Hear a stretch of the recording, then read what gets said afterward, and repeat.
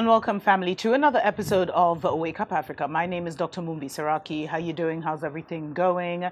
I really do pray that you are well in all your ways and that you're moving into living life truly on your own terms. We want to thank the ancestors for being with us and, for everyone that has subscribed to the channel, that likes, that shares, family, and to all those who actually sponsor the show. As we were demonetized by YouTube a couple of months ago for sharing the truth. And, the truth has cost so many so much, but that is coming to an end with the death of Queen Elizabeth. And there is a certain truth that I wanted to share with you today. This is primarily for my Kenyan brothers and sisters, the ones who are here for the revival, the ones who are here, who are going to be midwifing and helping to spread that revival energy across the globe. It's not going to be just, it's not about the Christian vibe, family. That's something, it's beyond the Christian vibe. It's a spiritual awakening to who we really are. And we're going to have to let so many narratives go. A lot of us who have been prepared for such a time as this have actually been releasing those narratives. We've had to change, which made us often black sheep in the family, which made us so misunderstood. People looked at us funny because we questioned the narrative of Jesus. We questioned the Bible and all these things because our spiritual team was just showing us the truth ahead of everyone else. So all of those of us who have digested that truth will have to share it with love, remembering the kind of struggle that we had coming into these truths, with others. But those are stories for other days. Please watch. This is like a series. Queen Elizabeth. Lizzie is gone, family. So please watch, my initial reaction. I've also shared what Malema had to say on the other channel. But I wanted to tell you why it's so significant, why Kenya is actually connected to the exit of Lisbeth. And many may not get this. If you're not on a certain level, this will sound crazy to you. And if it does, please just click off and keep it moving. Find what resonates with you. So there's a story among the seers and the high priests and priestesses in the Agikuyu nation that is not widely known. It's something that only a very few people, and especially those who have been able to interact with the real Mau Mau and hear, because as I always say, family, the Mau Mau, which is the independence movement here in Kenya, was actually more of a spiritual movement. It was run by seers. It was run by magical men, if I can put it that, medicine men, people of a higher intelligence, wizards. That's what wizards and all that are. It's people of a higher intelligence. And when you see, there was a seer that told the Agikuyu nation that the Mzungu was coming, and he described them as butterflies, and he said these people would. He talked of the long snake and how the snake would eat people up and then spit them out, eat people up and then spit them out, which was basically the train, and how it would pick people up from different points that would come. And there would be these people who he described as butterflies who would kind of, hypnotize, or however you want to put it, family, would deceive our people. And it would be a terrible, terrible time for our people. And, but eventually, he said, we would, and we would have like a long season of darkness, but eventually we would return to ourselves. And family, when the British colonial army came, they first went for Mount Zion, which is like Wakanda. Those are the Wakanda vibes, because they've been looking for Wakanda ever since, and they're too low vibing to ever see Wakanda, if you get my drift. So a lot of the Mount Kenya area, which is Mount Zion, was actually colonized and still is today by the Mzungus. It went from being huge plantations to being conservancies and conservatories and animal sanctuaries and all this stuff. 50,000 acres, 25,000 acres, because they tell us we can't manage our own animals. These are some of the critical things that have to shift, family. And so it became so hard that, among the seers. So then the Mau Mau movement started because they took all our land, and then they separated the men. They told the men they had to earn a they introduced the hut tax, and then they told the men they had to go and earn money in order to pay for this hut tax. And that broke up the family, where the men now had to leave them home to go earn money, and the only way they could earn money is in the Babylon system. And so all these things happened, family. And eventually our people were like, enough is enough. And ironically, it wasn't the men first, it was the women who were like, enough is enough. Because we've always been like agriculturalists as a nation, and so we always had food in plenty. But what Babylon did, they took us from our farms, they seized a lot of that farm, but our people started dying of starvation, which is something that had never happened. Our mothers and grandmothers would be working in the fields for the Mzungu, and they'd watch their children starve, family. In fact, some of the first concentration camps were in Kenya. You guys need to read is it the British Gulag? I mean, so I couldn't even get through it. I couldn't even get through it. And there's some other books you'll see here that will tell you, and these were written by Mzungus who studied. Because you see, one thing about Babylon is they love to write everything down. So they studied the journals and the reports that these people gave. And then they interviewed people, in Kenya. Our people were put in concentration camps. The Mau Mau rebellion was intense, family.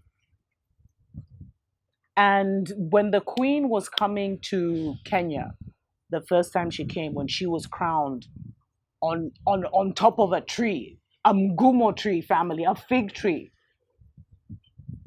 When she came to Kenya, one of our great seers said that they had seen that she was coming to put Kenya into like an apartheid system, because all the elites came to Kenya. So Kenya was like their holiday place, it was like their Bahamas or whatever. It was their playing field. And they came and they captured all these lands, and then all these lords and ladies came through, and they started to settle and have this, they were literally building like their South Africa. And the queen was actually coming to Kenya to now sign the papers for Kenya to become an apartheid system. And when our people got wind of this, so a seer saw this, and then it was confirmed by the spies of the British camps. And they went to Mount Zion, where there are 13 seers who are protecting the Ark of the Covenant. And they spoke to the chief seer. At that time, it was Kabiru. I actually don't believe Kabiru has died, Mugowa Kabiru. Stories for other days. I think he just disappeared. These are people who got tired of this and just went into inner earth or whatever, went to Wakanda to just continue living their lives like, forget this. Anyway, so Mugowa Kabiru gave them instructions and told them that because the queen was going to travel to Mount Zion in order to sign, that was her first destination, a ritual, family, whatever ritual she was here to do, because they had been looking for the people of the mountain for a long time. Let me even just back up. In fact, the queen was told about the Agikuyu by the Portuguese explorers, who said there was a spiritual people who had the highest level magic and the highest level, mystical science, etc., etc. And a whole other story is about how the Portuguese came and kidnapped one of our women and introduced her into her bloodline, into the Portuguese bloodline. But that's a whole other story. So they had been looking for our people. So there was a ritual that she came to Kenya to do. And what Mugowa Kabiru said is, go to if you're in Kenya, you'll know it, Thika Highway, which is like the highway she'd be passing. And they told them to do an igogona, which for us is like, it would almost be compared to like the Israelite kind of sacrifice to God. That it was almost like that. And they were told to once they'd done the sacrifice, performed the sacrifice, to spill the blood across the highway. And this is something like we did not, it's not like today where every time people are sacrificing goats every weekend to eat and it's bringing all kinds of imbalance. No, this was like pouring blood was a big deal. So they did the ritual and they poured the blood across the highway. And then they waited. And what he had said is she will arrive at her destination, but almost immediately she will have to leave. And what happened, family, is that when she got on top of that treetop, her father died. And she was forced to leave Kenya very quickly. And Kenya escaped the hand of colonialism or an apartheid system that day. We were saved that day, family.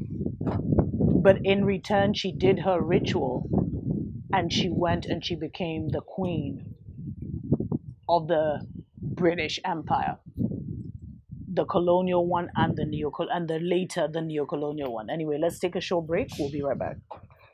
Unity communities. Wake up, Africa. Welcome back, family, to Wake Up Africa. My name is Dr. Mumbi Seraki. Thanks to every single person that supports us on Patreon. You are literally the sponsors of this show. After we were demonetized by YouTube for sharing the truth. So we really appreciate love each and every one of you. Today, I'm telling you why Kenya's recent election is actually connected to what happened with the Queen having to exit stage left. You see, she was crowned here, as I was talking about before we took the break. And there's a ritual she did on top of the Mugumo tree, which is a sacred tree for our people, at the foothills of Mount Zion before she took the rulership of literally what was like, I think at her peak, she ruled like 70 or 80% of the world, literally.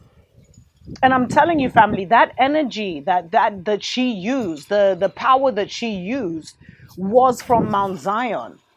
And she had to work with sellouts and collaborators from our nation. Because you see, family, the cruel and twisted truth is that the Mau Mau liberation, once they'd gotten the independence, the Babylonians went and groomed their own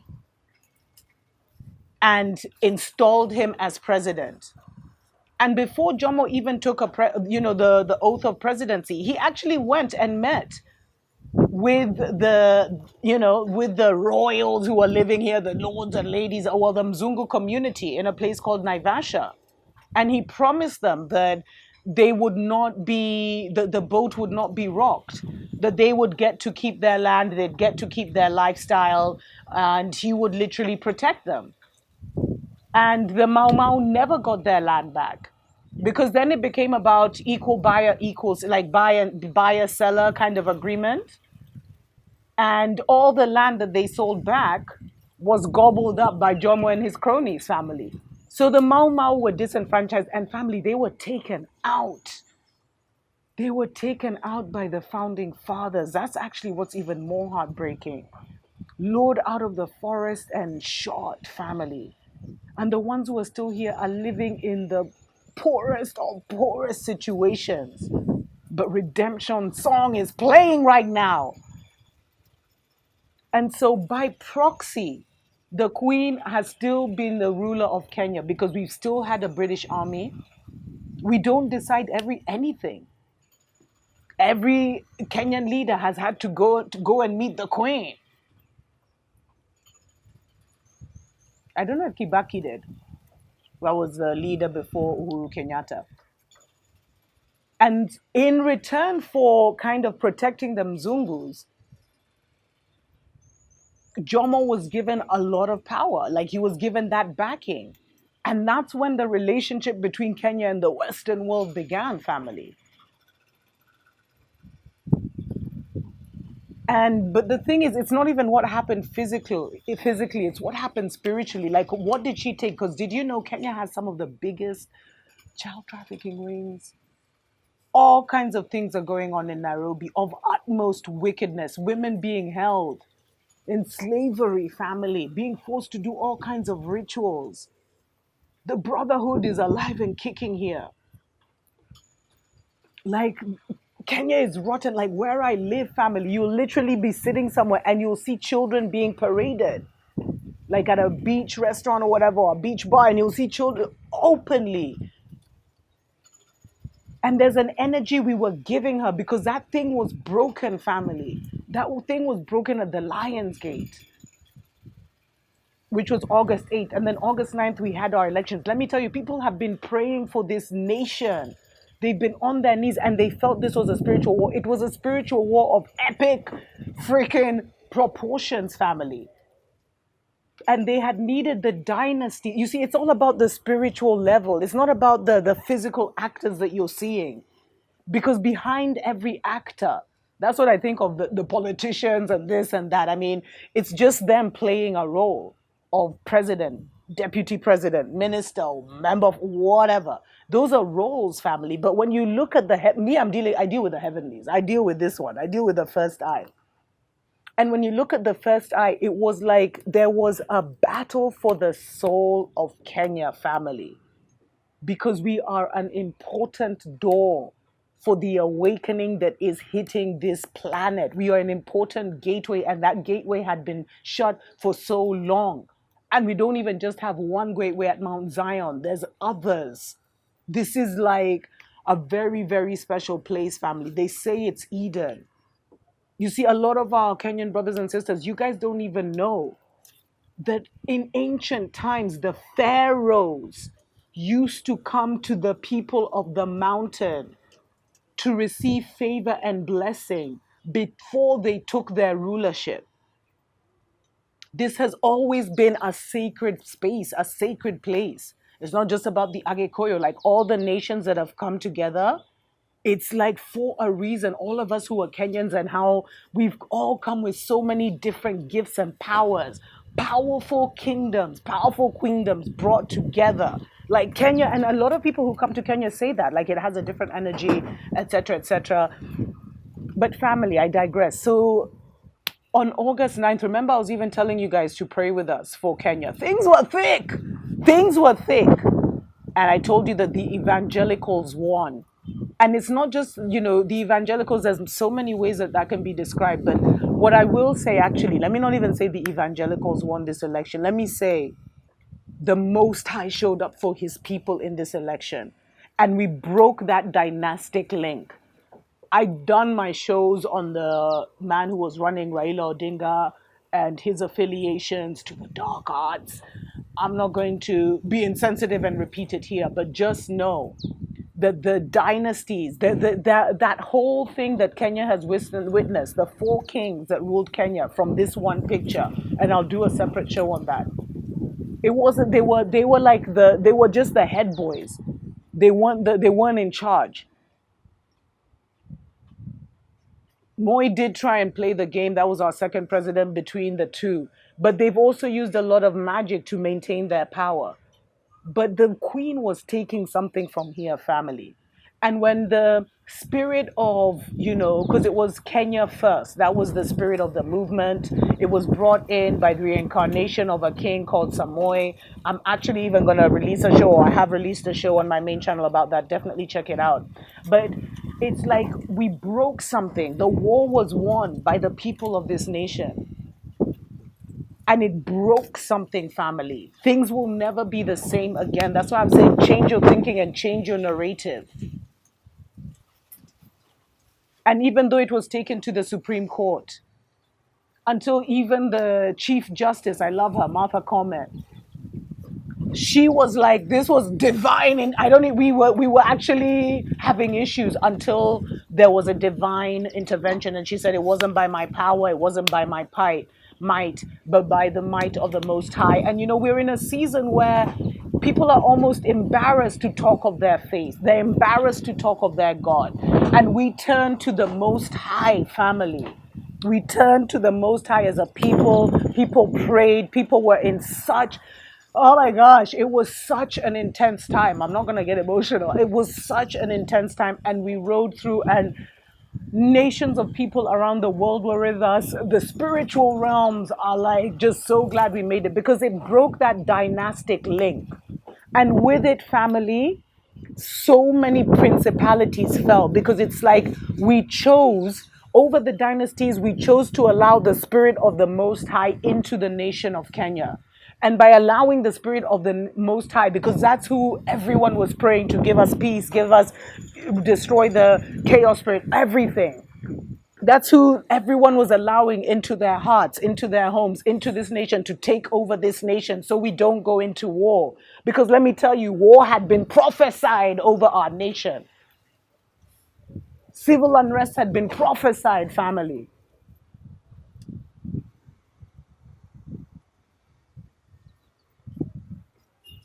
And that spirit of the Most High came and took over. And so it's working behind the scenes. Things will never be the same again. And anyone who is in leadership now needs to move with utmost discernment, recognizing that the Most High is supreme right here because he has been chosen again to rule our people. We're no longer, the veil has been lifted. And even the way the former president is unable to just hold it together, not even able to say congrats, it's embarrassing at this point. The bile, because this was on, he may not even know why he feels like that, but it was on epic proportions. He should have been the king during the birthing of the nation, but instead he gave up his rulership to the queen mother family, and he lost it. He anyway. That's a whole other story. People will see what happens there for themselves. But this, as soon as the Supreme Court ruling had been made, and we are now fully in the presence of the Most High as a nation, boom, Lisbeth checks out. Because her reign started here, and there's some people who won't get it, and that's fine. Her reign started here, and she took something from here to make her powerful. And the fact that she ruled the entire nation, 70% of the world at the peak of the British Empire, should tell you something about what is here on this land. And now that even the Democratic Republic of Congo, this east, the horn, wow, the horn of Africa is such a special place. Southern Ethiopia, family, Ethiopia, utopia, the highest level life, Eden, whatever you want to call it. It started here and it has ended here, which tells you there's a new dawn that's coming, family. There's a new dawn. It's not even coming, it's already here. And Kenyans had better prepare themselves to be open, because a lot of, you see, we were trying it's not like Africa didn't want to be free, family. We couldn't do it because we kept trying to fight it physically and legally, and we're fighting it here when the chains are here. But now our ancient ones and the spirit of the Most High penetrated to this level just because of the level of prayer that has been on this nation. We've been birthing this for like 3 years. Birthing what is about to unfold now. What a precious day to be alive, family. What a precious season to be a participant of the Most High. May your eyes be opened. May your first eye see clearly now. The rain is gone. Tuko pamoja.